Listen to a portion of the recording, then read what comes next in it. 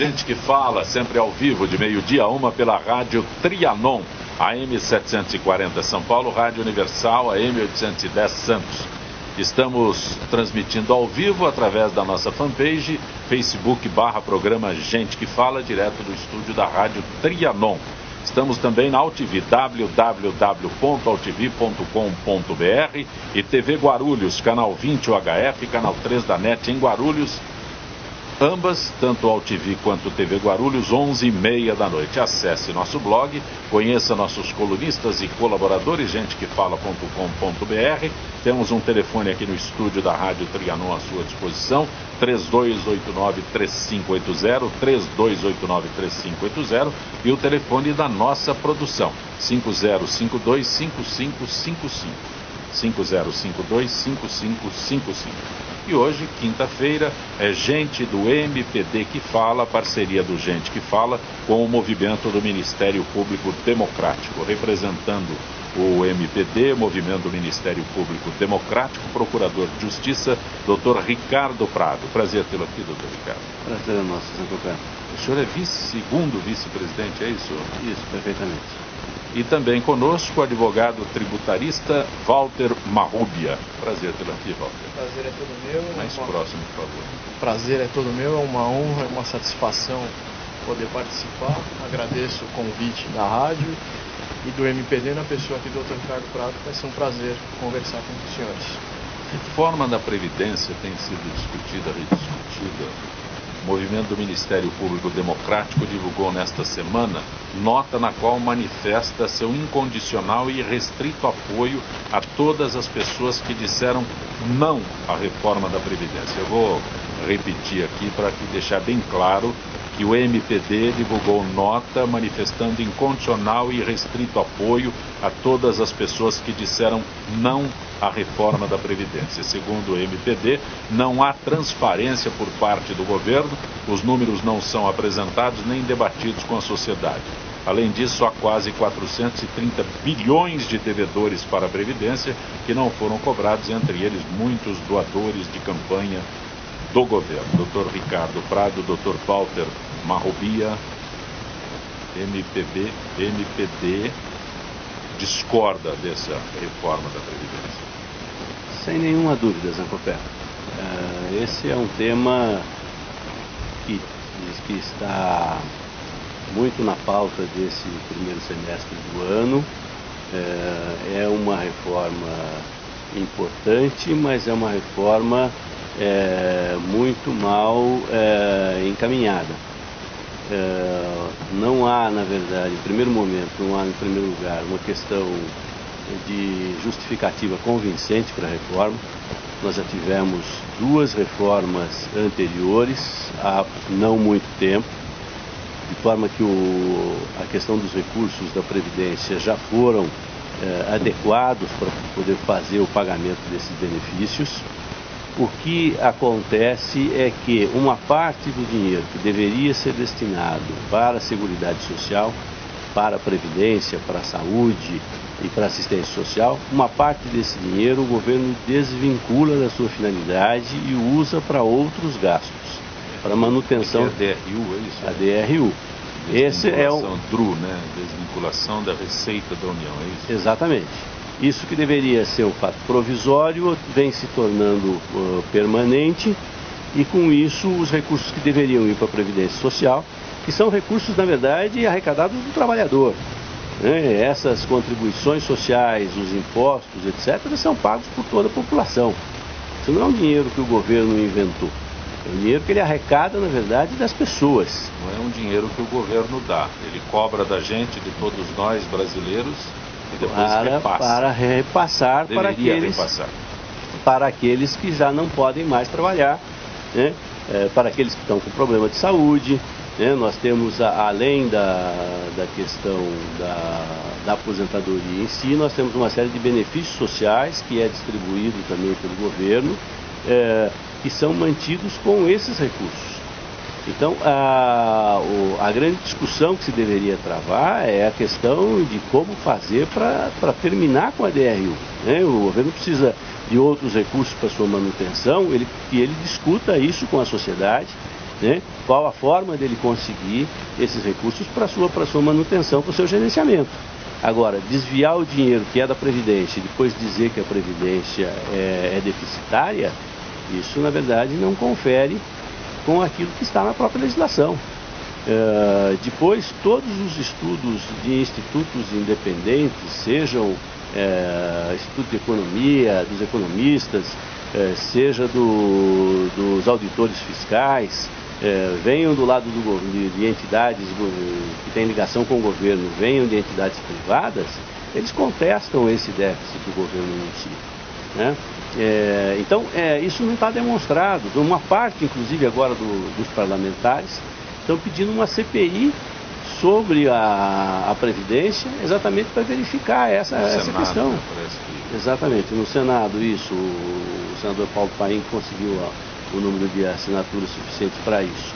Mas também há um movimento semelhante também na Câmara dos Deputados. Houve pedido de suspensão da reforma, né, para que fosse realmente verificado os números antes da continuidade do processo. E há uma série de coisas que na verdade não convence a sociedade, não convence as pessoas. E é o dinheiro do trabalhador, é o dinheiro das pessoas, né? Você jogar a aposentadoria para 49 anos de contribuição é algo que para metade da população será inatingível.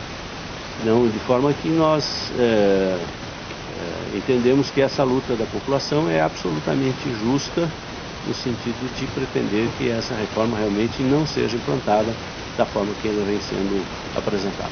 Dr. Walter Marrubia. Eu concordo em absoluto com a posição do Ministério Público Democrático. O Dr. Ricardo colocou muito bem. Tenho sérias dúvidas quanto ao déficit da Previdência, porque ano após ano batem-se recordes de arrecadação de tributos. Acredito também que a questão da reforma da Previdência deveria ser tratada em conjunto com uma reforma tributária séria, porque hoje o sistema tributário está calcado em tributar o consumo. O consumo penaliza essencialmente as pessoas mais humildes. Fala-se em uma reforma tributária para chegar mais uma tributação de renda e patrimônio. Haveria uma justiça fiscal maior, e eu entendo dessa forma também. A questão do déficit, deveria haver uma auditoria independente, de fato, independente de pressões públicas, pressões governamentais de qualquer gênero, para verificar efetivamente qual é o tamanho do rombo, se é que ele existe na Previdência Social. E há uma outra discussão de fundo que eu penso que não está sendo enfrentada, mas deveria estar sendo enfrentada, sem considerar essa questão toda de déficit, que é a qualidade do gasto público, que está sendo trazida à tona por esses sucessivos escândalos de corrupção. Uma obra que era para custar 2, custa 10. Esse dinheiro sai de algum lugar. Mesmo sem entrar no mérito da DRU, da desvinculação das receitas da União, a qualidade do gasto público no Brasil é péssima.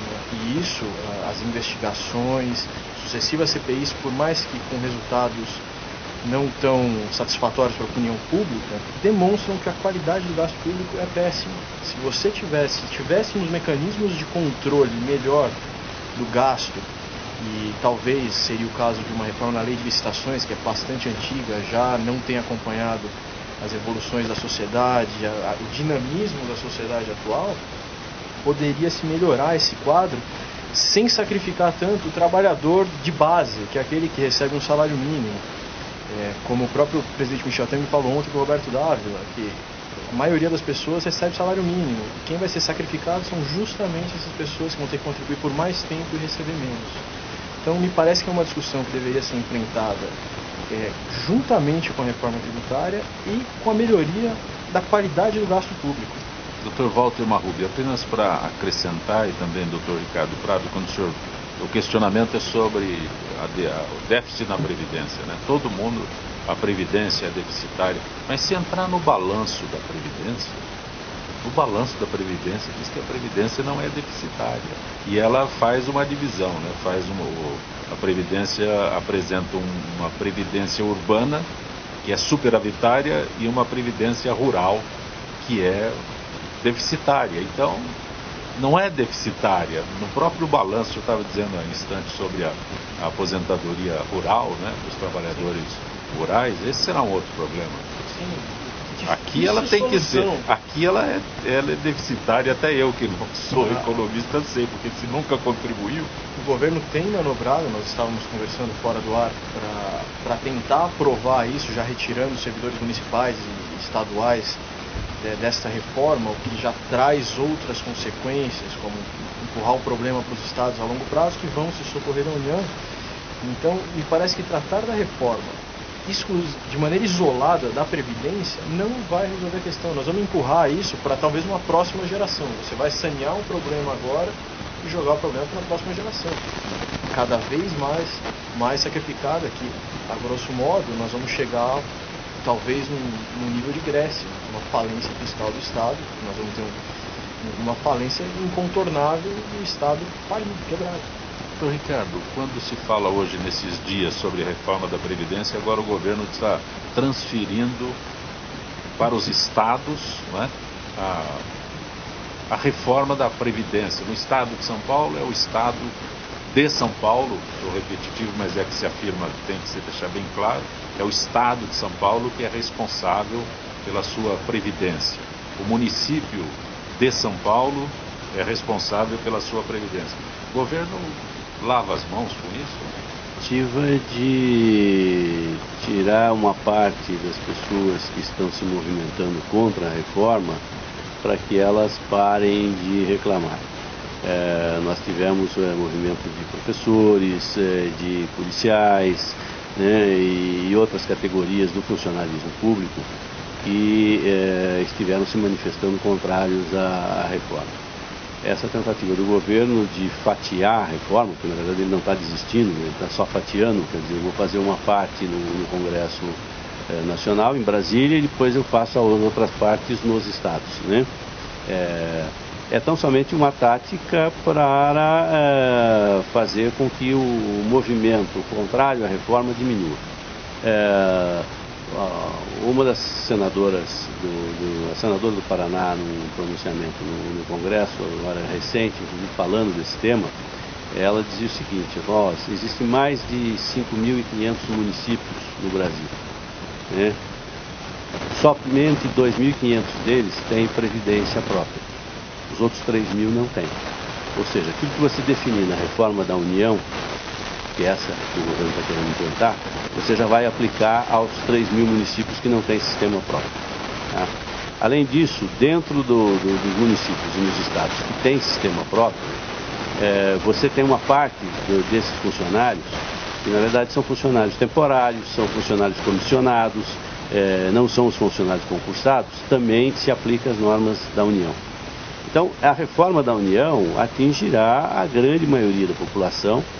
E mesmo aqueles que teriam uma reforma em separado nos estados e naqueles poucos municípios que têm o seu Instituto de Previdência, ainda assim as regras gerais se aplicam a eles também.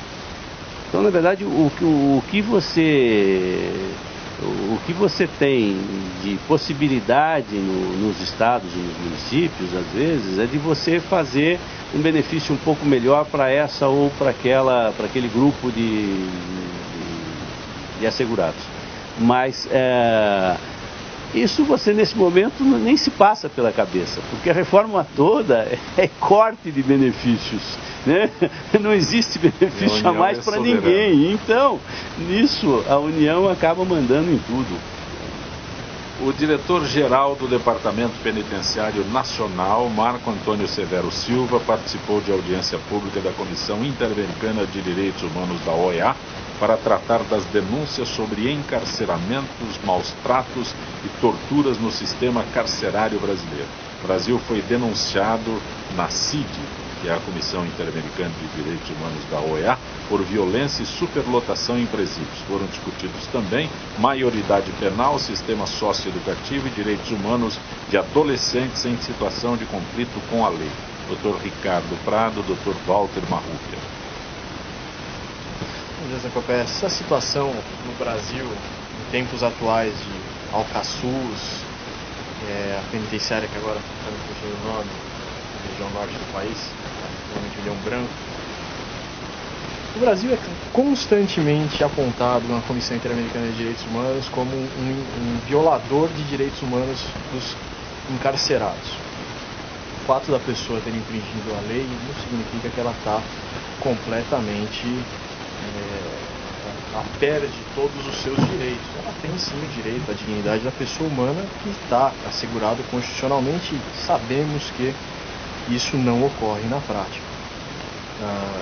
A discussão me parece muito clara que tratar de direito de presidiário não dá voto.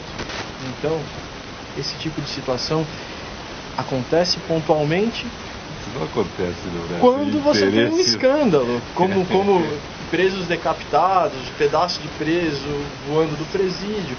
Há uma discussão, a situação é contornada, o povo quer se sentir seguro, o Estado dá essa sensação, falsa sensação de segurança, de que o presídio está sob controle, quando na realidade eles não estão. Enfim, eu, infelizmente, nesse quesito, eu não vejo uma solução a curto prazo no Brasil. Graças a Deus, o Ministério Público, a própria OAB, tem comissões de direitos humanos muito bem estruturadas para proteger os direitos daqueles que estão encarcerados hoje em dia. Ainda há o mal que deve ser combatido, e aí passa por uma reforma do sistema penal, que seria as prisões provisórias, que respondem por grande parte das prisões. O sistema hoje de penas alternativas é bom em termos de opções para o juiz penal, o cidadão com penas alternativas ao encarceramento, mas ele é pouco fiscalizado, tira um pouco da credibilidade dele. Com relação a outros temas que foram discutidos, como a maioridade penal e o sistema socioeducativo, também carecem de uma maior fiscalização. Acho que o Dr. Ricardo talvez concorde comigo, há uma carência de fiscalização nessas áreas. A maioridade penal é um tema que vai ter que ser discutido daqui a algum tempo, talvez não seja a pauta, porque o Brasil está com problemas econômicos mais graves nesse momento, mas há um sentimento popular, e eu gosto muito, quando eu leio notícias, qualquer tipo de coisa, de ver os comentários, para sentir o termômetro social. Sempre há os mais exaltados, tanto para posições de esquerda, de direita, mas você consegue perceber um termômetro social. E essa questão da maioridade penal, especialmente quando há notícias de crimes envolvendo menores, me parece haver um clamor social para a discussão desse assunto. Eu acho que você não pode ter responsabilidade, né, de nenhuma forma, seja para políticos, seja para juízes e promotores, seja para menores de idade, né? Todas as pessoas têm que responder na medida da sua responsabilidade. O grande problema nosso hoje dos presídios e do que nós estamos vendo aí de questão de violação de direitos humanos, ele decorre de uma situação que tem sido muito grave no Brasil desses últimos anos. Nós tivemos um aumento de índices de violência muito significativo depois da redemocratização. Nós tivemos uma mudança de cenário na composição da sociedade. Esses índices aumentaram ou passaram a ser divulgados? Isso é uma pergunta que nós não sabemos muito bem a resposta. Não. Eles aumentaram. É para pensar, mas é para pensar. É para pensar um negócio interessante, né? Porque eu, como jornalista, sei que a gente não podia divulgar muita coisa. Sem dúvida. Então, quando os índices subiram, é difícil estabelecer qual é a realidade do fato. É difícil você fazer comparação realmente com períodos onde você não tem acesso à informação. Isso é uma absoluta verdade. Agora, o que eu digo para você é o seguinte, a população aumentou, na verdade, né? Então com isso você já tem um aumento de criminalidade decorrendo do próprio aumento da população, tá? O que eu acho que vem um pouco mais para trás é um movimento que você teve da mudança do Brasil de um sistema agrário para um sistema industrial, e principalmente com o movimento das pessoas saindo da zona rural e vindo para as cidades e se instalando na periferia, tá? Sem condições mínimas, na verdade, de sobrevivência, né? Você acaba se acostumando, tendo que se adaptar a uma realidade muito ruim, tá? Aí você tem uma mudança no sistema familiar. Antigamente você tinha o quê? Você tinha pai, mãe e filhos, né? Avós, tios, etc. Hoje você tem muitas famílias que você não tem pai, né? Quer dizer, o índice de divórcio foi crescendo cada vez mais, de separação foi crescendo cada vez mais, a liberação dos costumes levou hoje a um modelo de família completamente diferente daquilo que nós tínhamos. Então é comum, às vezes, a gente ver alguém, um colega, falando, não, mas aquele menor está aprontando não sei o quê, mas eu também passei por dificuldades, etc., né? E ainda assim, todo mundo na família hoje é trabalhador e etc. e tal. Mas você teve um pai, você teve uma família, você teve alguém que te deu regras, alguém que te deu modelo, né? Quando você pega um garoto, entendeu, que não tem pai, que a mãe está trabalhando o dia inteiro para poder colocar comida na mesa, e esse moleque passa o dia inteiro na rua, né, convivendo com o quê? Com traficantes de drogas, qual é a educação dele? Né?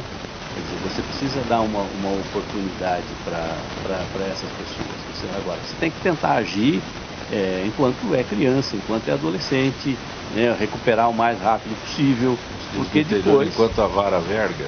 Exatamente, enquanto a vara verga. É isso mesmo. O desvirtuamento daquilo que é a autoridade. Passando da criança, numa escola, eu sou um pouco mais novo que vocês vão saber disso muito melhor que eu. Juventude é uma doença que melhora dia a dia. Você respeitava o seu professor, era respeitado. Sim, sim. Eu me lembro, minha mãe é professora há muitos anos, está nos ouvindo.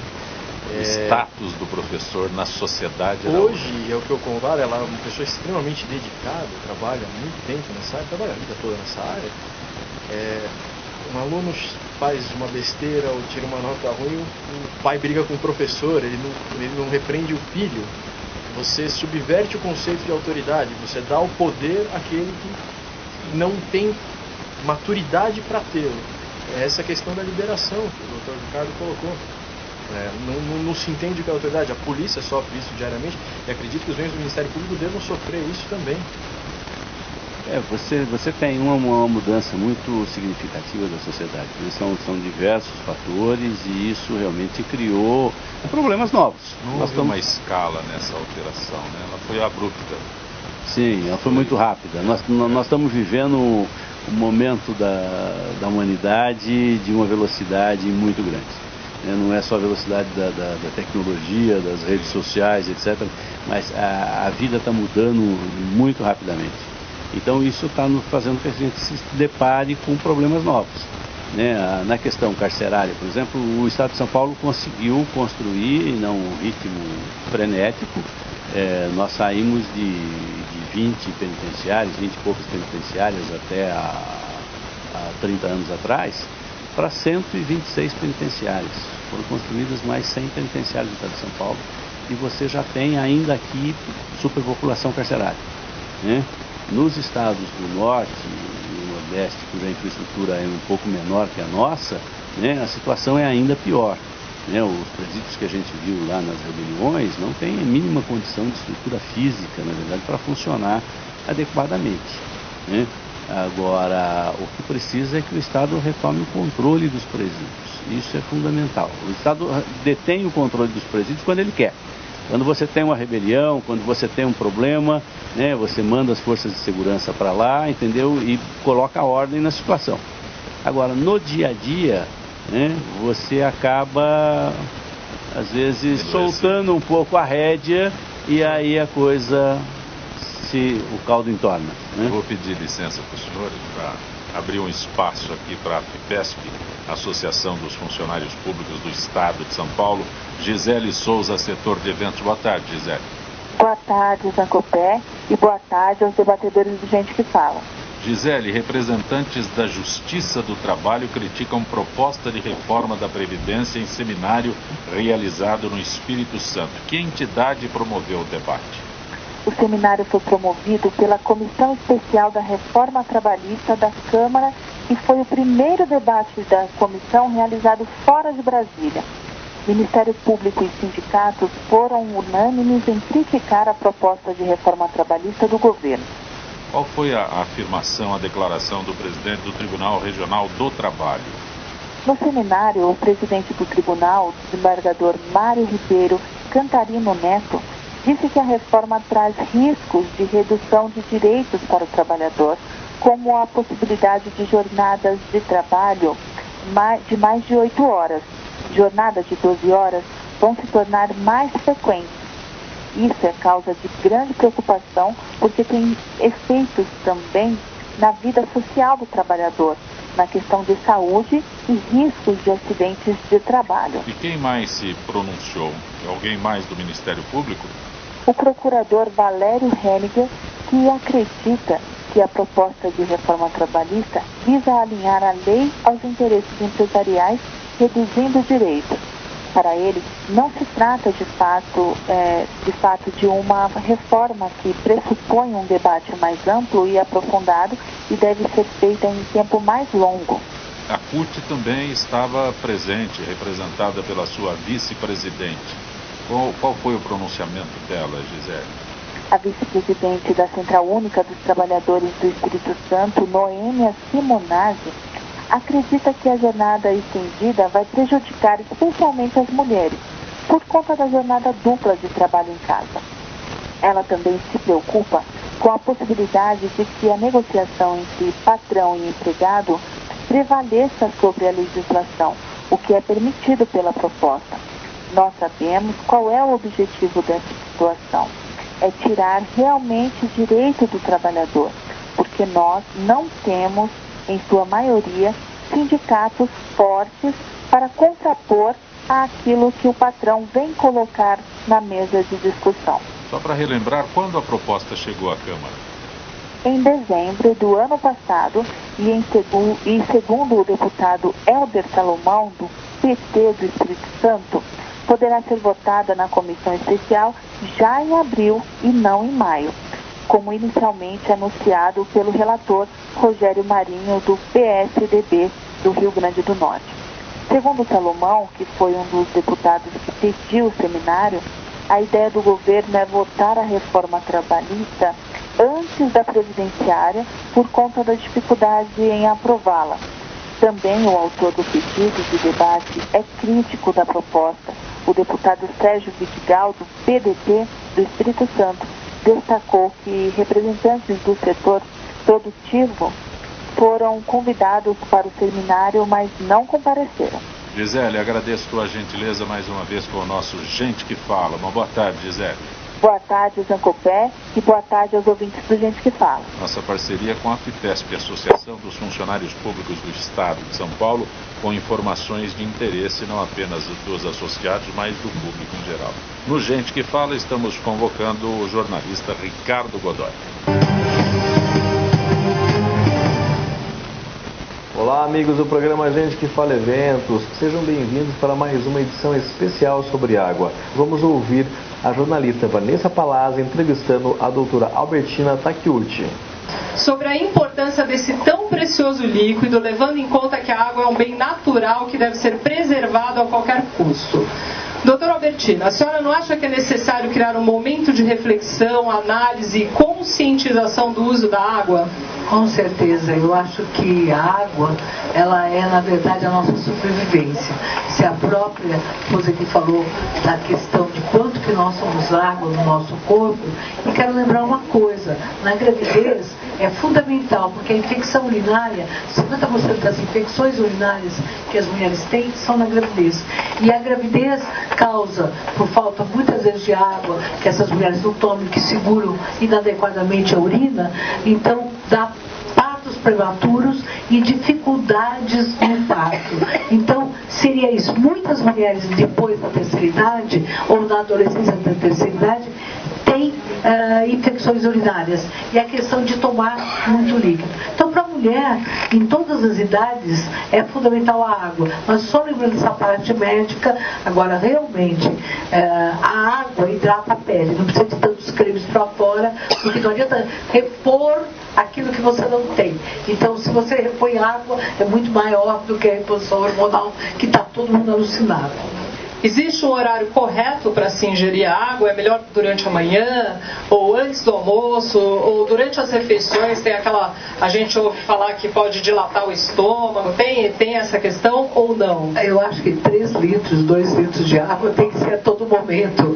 Então não importa mais se é antes ou depois. O pessoal se preocupa tanto de comer tantos carboidratos e depois falar água depois do almoço e encher o estômago. O que enche o estômago é um monte de farinha, um monte de chocolate. Agora, se você toma uma dieta adequada, com verduras, frutas, legumes, tomar água antes ou depois, quer dizer, realmente, eu acho que nós somos vítimas hoje da indústria do consumo, realmente. Então, quem tem criança que nunca pôs água na boca e vive tomando refrigerante, todos os tipos, né?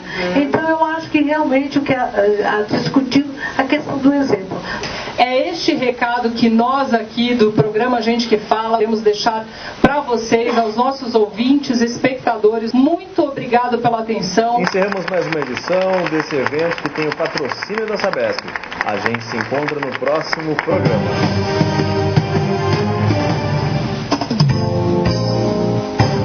Você está ouvindo Gente que Fala. Meu amigo, minha amiga, sua chance de ficar milionário aumentou. A Prefeitura de São Paulo lançou a Nota do Milhão. Todo mês a Prefeitura sorteará o prêmio de R$1 milhão. E para concorrer, tudo o que você precisa fazer é pedir a nota fiscal em prestadores de serviço. Você não sabe o que é um prestador de serviço? Vou explicar. É aquele estabelecimento onde você está pagando o serviço de alguém. Por exemplo, estacionamento, salão de beleza, pet shop, escola de inglês, academia, lava rápido, médico, dentista. Pediu a Nota do Milhão em prestadores de serviços como esses e você automaticamente estará concorrendo ao prêmio de R$1 milhão. E não importa o valor da nota, qualquer valor está valendo. Quanto mais notas você pedir, maior a chance de ser sorteado e ficar milionário. Todas as informações sobre a Nota do Milhão estão no site notadomilhão.prefeitura.sp.gov.br. Nota do Milhão, pede que vale, mas tem um detalhe, você deve se cadastrar consultando o regulamento notadomilhão.prefeitura.sp.gov.br. Você está conosco no Gente do MPD que Fala, parceria do Gente que Fala com o Movimento do Ministério Público Democrático. Representando o MPD hoje, o Procurador de Justiça, Dr. Ricardo Prado, que é vice-presidente do MPD, e também o advogado tributarista, Dr. Walter Marrubia, acompanhando esta edição de Gente que Fala, participando conosco aqui. Ação proposta pelo PSOL sobre descriminalização do aborto coloca a ministra Rosa Weber indicada como relatora diante de pelo menos duas discussões importantes sobre o funcionamento e o papel do Supremo. Primeiro, o tribunal já possui precedentes sobre o tema que o comprometa com o deferimento do pedido. Segundo, o tribunal é a instituição legítima para tomar uma decisão sobre o assunto. O tribunal discutir a descriminalização. Essa palavra é complicada para quem se mete a ser locutor como eu. Dr. Ricardo Prado, Dr. Walter Marrubia. O tema é extremamente complexo, divide opiniões. O local adequado, talvez, para esse debate fosse o parlamento, mas há uma resistência muito grande de fazer isso no parlamento por conta de uma bancada de deputados que são radicalmente contrários ao tema, não admitem sequer discutir a questão do aborto, e por isso aqueles movimentos que são favoráveis, né, a esse assunto estão procurando uma via alternativa para discutir o tema e estão levando isso ao judiciário. Normalmente o judiciário decide essas questões, mas decide individualmente. Não é do dia a dia do judiciário normalmente fazer decisões que se transformam em regras gerais para toda a população. Só o Supremo Tribunal Federal é que tem esse poder de uma forma mais ampla, né? Isso existe também em alguns outros casos, mas o Supremo Tribunal Federal é que, por poder ter a sua decisão ser vinculativa aos outros tribunais, ele acaba quase que fazendo lei, né? Já nos outros casos individuais, não, né? O juiz decide, mas decide o caso de ciclano, beltrano, né? De A, de B, mas só vale para aquele caso, né? E o que alguns movimentos sociais querem é uma postura mais ampla, porque eles dizem que há muito problema de aborto clandestino. Isso, na verdade, acaba causando um dano maior ainda para a saúde da mulher. Muitas delas acabam tendo que ser socorridas de emergência nos hospitais.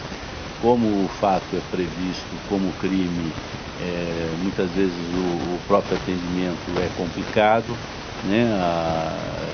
E com isso você acaba tendo um problema cada vez mais agravado. Então eles querem, na verdade, criar algumas balizas mínimas onde o aborto possa ser permitido. Já houve essa discussão naquela história da anencefalia, né? Dos fetos que tinham problemas no cérebro, né? E agora eles estão querendo discutir isso também com a história da Zika, né? Que também traria graves... É uma forma de você... Lavar as mãos? Não, é uma forma de você provocar... Você está dizendo que isso é um assunto para ser discutido no parlamento.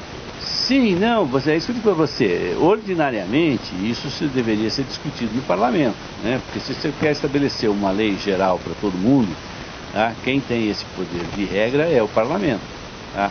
Agora, o que você tem com relação ao Supremo? Você tem uma lei que diz que o aborto é crime, tá? Se você começar a dizer que em algumas situações especiais isso não é crime, tá? Seja no caso da anencefalia, seja no caso da Zika, seja em outras situações, você vai criando, na verdade, uma alteração na legislação paulatina.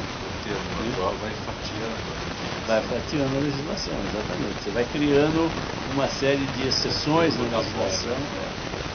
Exatamente. Você vai criando uma série de exceções por fatias, né?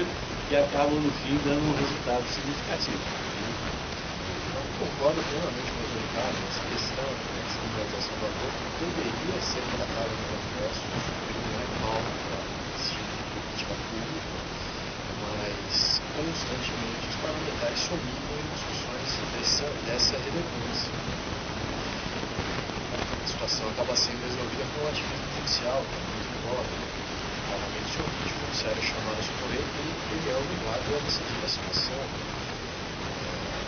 Infelizmente, acho que o Ricardo contou muito bem, não tem muito mais o que falar. Quem fica sacrificando essa questão da lei de regras são as mulheres com menos condições, que são obrigadas a fazer abortos em locais clandestinos. Constantemente há notícias na mídia de morte, prisão de médicos, enfermeiros, outras coisas tipo de esquema. Tanto o judiciário quanto o legislativo não podem se omitir nessa situação. Apesar de concordar que o palco mais adequado não é o STF, não é o judiciário não pode se omitir nessa situação. Não tem como se omitir. O problema parece que o parlamento eu lavo as mãos aqui e acho que são vocês que têm que decidir por nós. Forçando o judiciário a adotar uma posição, o que pode acabar acontecendo é, por via reflexa, obrigar o parlamento a se manifestar. Que é o que está acontecendo hoje em dia. Estão começando a discutir a questão de regulamentação do direito de greve do servidor público. Por causa da paralisação do Espírito Santo, você tem reflexos. O judiciário se manifestou informando que deveria ser aplicado subsidiariamente a greve para os servidores do setor privado. Não há lei disso desde a edição da Constituição, quer dizer, há um vácuo legislativo. O judiciário é chamado a socorrer. A situação aqui vai ser a mesma. Havendo situações pontuais onde você tem a descriminalização... Você percebeu? A situação será a mesma. Você tem essa questão da descriminalização, esse vácuo legislativo traduz insegurança jurídica para todos os envolvidos. Vocês são operadores do direito, é exatamente isso, né? O que vai acontecer, esse é o detalhe, né? Quando a coisa é espinhosa demais, às vezes deixar para o vizinho acaba sendo a saída, né? Melhor saída. Sim. Né? O registro de algumas pessoas que estão nos acompanhando. Aliás, a Flávia Carvalho é uma grande divulgadora do Gente que Fala. Ela mora no Rio de Janeiro, em Santa Teresa. Atualmente está nos acompanhando em Campo Grande e incentivando outras pessoas a acompanhar o nosso Gente que Fala. Conseguiu fazer a adesão da Sinira. A Sinira está nos acompanhando nos Estados Unidos, e a Wanda Moreira em Paris, acompanhando o Gente que Fala através da nossa fanpage Facebook/programa Gente que Fala. Flávia, grato pelo teu carinho. Dr. Walter, Daniel da Moca, o que o senhor acha da decisão do STF de que o Estado deve indenizar presos pela má condição carcerária? Eu sei que o senhor é tributarista. Um tema complicado, porque ele move paixões ainda mais em tempos de política tão aflorada de esquerda e direita. Qualquer tipo de posição que se adote é passível de críticas. Enfim, a decisão recente, ela contempla a dignidade da pessoa humana, que está cristalizada na Constituição Federal. Como eu disse inicialmente, o preso, por pior que seja o crime que ele tenha cometido, ele não pode ser privado dos seus direitos humanos mais básicos. Há uma tendência nesse momento de afloramento de violência, maior divulgação de notícias nesse sentido, das pessoas terem um certo inconformismo quanto a esse tipo de situação. Eu cheguei a ler agora eu não vou me recordar quem foi que escreveu, mas se haveria também indenização para as pessoas em hospitais superlotados. E eu confesso que eu acredito que isso vai acabar tendo uma enxurrada de ações nesse sentido também, porque o STF abriu uma porta que vai ser questionada. O judiciário vai ser chamado, isso vai chegar no Supremo, em algum momento vai ser declarada repercussão geral em outros temas, e isso vai acabar convocando o Legislativo a se manifestar sobre o tema. Dr. Ricardo Prado, a Juliana das Perdizes pergunta sobre a ação do senador Renan Calheiros acusando o Ministério Público de violar princípios constitucionais, promovendo vazamentos seletivos. Essas informações já deveriam ser de conhecimento público, né? O país inteiro está esperando o resultado da Operação Lava Jato de uma forma absolutamente ampla, né? O fato de você querer segurar a informação hoje, quando você tem muitas pessoas envolvidas, acaba ficando extremamente difícil, porque conversar é algo da natureza do ser humano. As pessoas ficam sabendo de alguma coisa e elas acabam querendo contar para alguém, né? Para um amigo, para o marido, para a esposa, para o filho, né? Então é extremamente difícil você segurar isso por muito tempo. O Ministério Público conseguiu segurar isso durante muito tempo. E agora, você não é só o Ministério Público que teve acesso a esse tipo de informação, né? A reclamação contra o Ministério Público é porque o Ministério Público, de uma certa forma, é um dos órgãos que tem aparecido à frente, está mais exposto, né? As ações penais, quem tem que promover são o Ministério Público, né? Então por isso você tem. Agora, é difícil você saber de onde veio esse vazamento sem você ter uma apuração a respeito disso, né? Agora, eu repito, essas informações envolvendo dinheiro público, desvio de dinheiro público, essas coisas têm que serem públicas, isso tem que ser publicado na íntegra para que a população saiba quem é quem, o que acontece, como tem que ser dado direito às pessoas também citadas de poder explicar aquilo que está sendo dito, né? Porque não é porque também um delator disse alguma coisa que aquilo é a mais pura verdade. Você precisa apurar se realmente isso confere ou não, né? Quer dizer, pagou dinheiro, tem transação bancária, pagou em dinheiro, tem depósito bancário, isso foi transferido para quem, tem mais alguém confirmando. Quer dizer, as pessoas que estão sendo acusadas têm o direito de se explicar. Isso tudo tem que ser dado oportunidade, né? Agora, o problema não é o vazamento só da coisa. Isso se existiu, né? Vamos supor que isso seja verdadeiro, ainda assim é bem menor do que a montanha de dinheiro que foi desviada dos cofres públicos. O registro aqui, em artigo publicado nesta semana pelo Conjuro, o promotor Roberto Liviano, que é presidente do Instituto Não Aceito Corrupção, afirma que causa escândalo a ideia de se instituir voto em lista fechada numa suposta reforma política que deveria buscar aproximar representantes de representados. Liviano afirma que nesse sistema os eleitores não votam mais em pessoas, apenas nos partidos políticos, ou seja, votariam no escuro, às cegas. Os partidos montariam as listas e poderiam incluir nomes de investigados pela Lava Jato. É a afirmação do Dr. Roberto Liviano, que é atualmente presidente do Instituto Não Aceito Corrupção. Dr. Walter Marrubia, Dr. Ricardo Prado, lista fechada. Essa questão, da forma como colocado o voto em lista fechada, me parece uma excrescência absurda, sem tamanho. No Brasil, do tamanho que esse país é, com todas as correntes políticas que existem, eu acredito que pouquíssimas pessoas eleitoras têm identificação genuína com partidos, conhecem o programa de partidos. Isso é um golpe democrático. Na realidade, se trata de uma tentativa daqueles que estão envolvidos hoje em escândalos de se perpetuar no poder, porque de certa forma são as figuras de proa dos partidos. Colocando o voto em lista, certamente quem vai encabeçar a lista são os donos dos partidos. São os donos dos partidos. Esse sistema não me parece ser o mais adequado no Brasil. Ele funciona em alguns outros países, a Península Ibérica, Portugal, Espanha, Israel, eles têm esse sistema de lista fechada, são países muito menores, não tem essa diversidade cultural, étnica que nós temos no Brasil.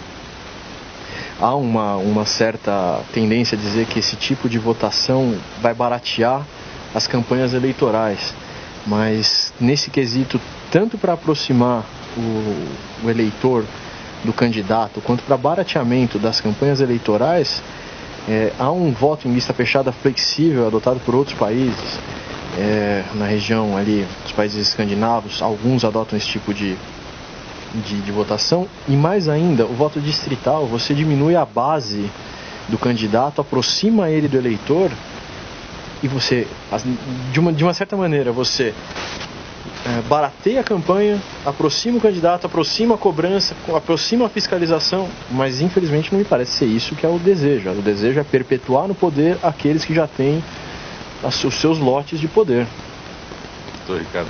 Concordo. Eu acho que se nós tivéssemos uma estrutura de partidos realmente definido, com programas definidos, que a população conhecesse esses programas e se identificasse com eles, e os deputados e os senadores realmente cumprissem o programa, porque não adianta também só ter o programa, precisa que aqueles que estão sustentando realmente se comprometam com ele, e nós vemos que isso no Brasil não é uma realidade, porque volta e meia nós vemos deputados às vezes trocando de partido, quer dizer, o programa pouco importa, importa quem é que vai dar a opção para poder ser candidato a esse ou aquele cargo, quer dizer, cada eleição nós temos X números de postulantes mudando de partido, porque no partido que ele estava ele não teve oportunidade, então ele quer oportunidade em um outro partido. Na verdade, do partido pouco importa. Então, se você não tem... E na verdade hoje é a instituição no país com a pior avaliação que existe junto à população, hoje são os partidos políticos. Então você não tem, o que a população quer hoje é exatamente separar o joio do trigo. É exatamente o direito de escolher a pessoa, porque você tem pessoas de diferentes tipos, que defendem diferentes coisas, que atuam de diferentes formas, e o que o eleitor hoje quer, mais do que em qualquer outro momento, é exatamente escolher as pessoas. Então jamais, é o oposto exatamente do que o governo está propondo. Acho que o Dr. Walter falou com relação à questão dos distritos, é um tema que realmente deveria ser discutido. O voto distrital, porque aí você reduz, você não teria deputados, para que o ouvinte possa entender, você não teria deputados disputando voto no estado inteiro. O deputado teria que disputar voto, por exemplo, num determinado município. né, ou um conjunto, no caso de quando os municípios são muito pequenos, você reúne eles, 4 ou 5 municípios, por exemplo, né, no que eles chamam então de um distrito. Ou quando a cidade é muito grande, por exemplo, como São Paulo, o que você faz? Você divide ela por bairros, etc., formando também distritos. Ou seja, a cada 50 mil eleitores, a cada 100 mil eleitores, você tem direito de eleger um deputado. Então, quem participa daquela região, os que moram naquela região, que atuam naquela região, vão disputar ali dentro daquela região geográfica. Tá? Esses são os distritos. Então, com isso, o que acontece? O valor da campanha de gasto é muito menor, porque você não precisa fazer campanha no estado inteiro. Você vai fazer a campanha, por exemplo, num município só ou em alguns bairros, né? O número de postulantes também diminui, com isso o eleitor pode escolher melhor, porque ele vai ter lá meia dúzia de candidatos eventualmente disputando aquela região. Tá? Então, você começa a ter uma identificação maior com o teu representante, e por isso você pode fiscalizar, inclusive, depois do trabalho dele, depois que ele é eleito. Seriam propostas voltadas ao distrito, o que vai facilitar a fiscalização. Não vão ser propostas genéricas, como que acontece hoje. Abrir um espaço novamente para o jornalista Ricardo Godoy.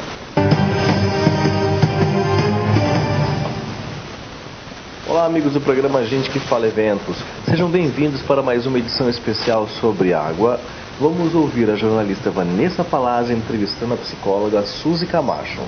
Sobre a importância desse tão precioso líquido, levando em conta que a água é um bem natural que deve ser preservado a qualquer custo. Ô Suzy, olha, o Dia Mundial da Água, que foi criado pela ONU, que é a Organização das Nações Unidas, é um bem natural da humanidade, mas parece que o homem não se preocupa muito com a sua preservação. Joga lixo nos rios, riachos, lagoas, etc., como se a água não tivesse importância alguma. Como educar as pessoas a cuidarem melhor do nosso meio ambiente, principalmente da nossa água? Nossa, com certeza. Eu tive uma experiência, eu fiquei no Camboja umas 3 semanas. Gente, nós temos que agradecer o que nós temos aqui no Brasil. Vocês não sabem que o Camboja praticamente ele fica imerso em água, aquilo é um pântano constante. E o desespero daquelas pessoas para tomar água era uma coisa impressionante. Isso porque eles já evoluíram muito. Então aqui no Brasil, se a gente pensar, nós temos assim, no mundo, né, 7 bilhões de habitantes. Vamos pensar que 2 bilhões não tem água ou não tem água em condição de ser potável. Então nós temos aqui com esses rios maravilhosos que a gente possui uma quantidade de água fantástica e nós temos que ensinar as nossas crianças, os nossos filhos a utilizarem adequadamente. Em São Paulo nós tivemos aquela crise que todo mundo se lembra e foi um grande aprendizado. Eu espero que as pessoas não se esqueçam disso. Todo mundo começou a utilizar a água de uma maneira mais racional. Então vamos ensinar essa parte de racionalizar a utilização da água, pensando que a água é um bem finito. E nós estamos terminando com a água potável. A gente vê lá em Barcelona, em 2008, nós tivemos aí uma crise muito mais séria até do que nós tivemos aqui em São Paulo há 2 anos atrás. Então a gente tem que cair nesta realidade de que a água é um bem finito e que cabe a cada um de nós utilizar de maneira adequada. Cuidado com essa questão de escovar os dentes deixando a torneira aberta, lavar a cabeça com o chuveiro lá, sabe, desperdiçando água, né? Reutilizar a água que nós usamos para lavar a louça, para lavar enfim, a roupa. Vamos reutilizar, vamos usar a água como sendo um bem finito, tá? E vamos assistir também documentários a respeito disso. Tem tantos documentários interessantes que mostram como nós temos que utilizar a água de maneira devida. Vamos aproveitar e fazer isso para que as gerações futuras possam ter uma qualidade de vida. É este recado que nós aqui do programa Gente que Fala queremos deixar para vocês, aos nossos ouvintes, espectadores. Muito obrigado pela atenção. Encerramos mais uma edição desse evento que tem o patrocínio da Sabesp. A gente se encontra no próximo programa.